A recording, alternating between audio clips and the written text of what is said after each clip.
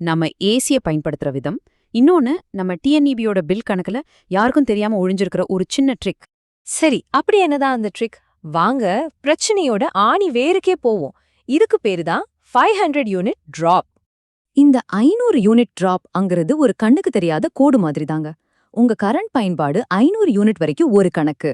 ஆனா நீங்க அந்த கோட்டை தாண்டி ஒரே ஒரு யூனிட், அதாவது 501 யூனிட்னு தொட்டிங்கன்னா போதும், மொத்த கணக்கும் தலைகீழா மாறிடும். உங்க பில் திடீர்னு லக்ஸரி கேட்டகரிக்குள்ள போய் வேற லெவல்ல ஏகிரி நிக்கும். இதை இன்னும் சிம்பிளா உங்களுக்கு புரிய வைக்கிறேன் பாருங்க. நீங்க 500 யூனிட்டுக்குள்ள கரண்ட் பயன்படுத்துனீங்கன்னா உங்களுக்கு முதல் 100 யூனிட் இலவசம். அதுக்கப்புறம் வர்ற யூனிட்டுக்கு எல்லாம் குறைஞ்ச விலையில ஸ்லாப் ரேட்ல கணக்கு போடுவாங்க.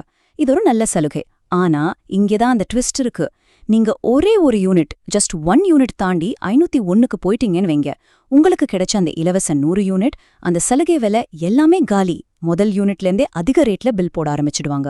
இதுதாங்க அந்த பொறி. இப்போ இந்த நம்பர்ஸ் நேரா பாருங்க, உங்களுக்கே அந்த அதிர்ச்சி புரியும். நீங்க 500 யூனிட் பயன்படுத்தினா உங்க பில் 1805 ரூபாய்.